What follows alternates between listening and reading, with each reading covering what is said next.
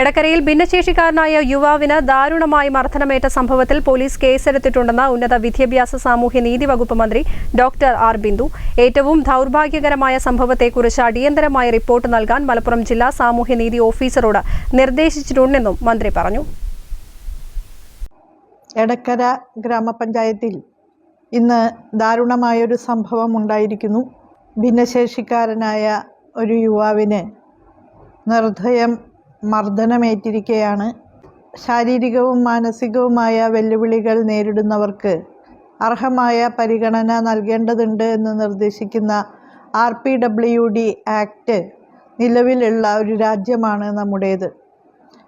ഭിന്നശേഷി വ്യക്തികളുടെ പരിമിതികൾ മനസ്സിലാക്കിക്കൊണ്ട് അവരെ സഹജാവപൂർവം കൈകാര്യം ചെയ്യുക എന്നുള്ളത് സമൂഹത്തിൽ ഓരോരുത്തരുടെയും ഉത്തരവാദിത്തമാണ്.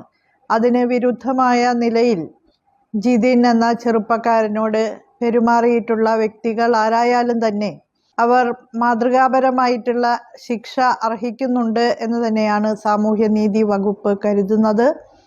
ഭിന്നശേഷിക്കാരായ വ്യക്തികളുടെ ഭാഗത്തു നിന്ന് ഉണ്ടാകുന്ന വർത്തമാനങ്ങളോ പെരുമാറ്റങ്ങളോ ഒക്കെ തന്നെ ആ രീതിയിൽ ഉൾക്കൊണ്ട് മുന്നോട്ട് പോകാനുള്ള ബാധ്യത സമൂഹത്തിനുണ്ട്. അതിൽ നിന്ന് വിഭിന്നമായി ചില പ്രത്യേക സന്ദർഭങ്ങളിൽ അവരെ വലിയ രീതിയിൽ ആക്രമിക്കുന്ന സംഭവങ്ങൾ ഉണ്ടാകാറുണ്ട്.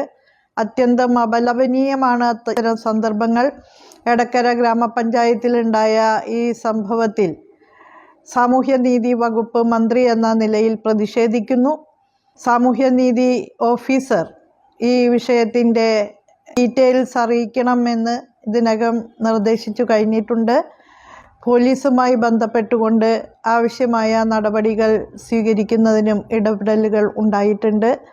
ഇനി ആരും തന്നെ അത്തരത്തിൽ ഭിന്നശേഷി മക്കളെ ശാരീരികമായി ആക്രമിക്കുന്ന സ്ഥിതി ഉണ്ടാകാൻ പാടില്ല എന്ന നിർബന്ധ ബുദ്ധിയോടുകൂടി തന്നെ ഇത്തരം വിഷയങ്ങളിൽ ജാഗ്രതാപൂർവം പ്രവർത്തിക്കാൻ സാമൂഹ്യനീതി വകുപ്പും സമൂഹവും നമ്മൾ ഓരോരുത്തരും തയ്യാറാകണം എന്ന് അഭ്യർത്ഥിക്കുന്നു.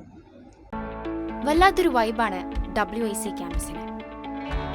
വിട്ടുപോയാലും ക്യാമ്പസ് നമ്മളെ മാടി വിളിച്ചുകൊണ്ടിരിക്കും. WIC വേറൊരു ലോകമാണ്.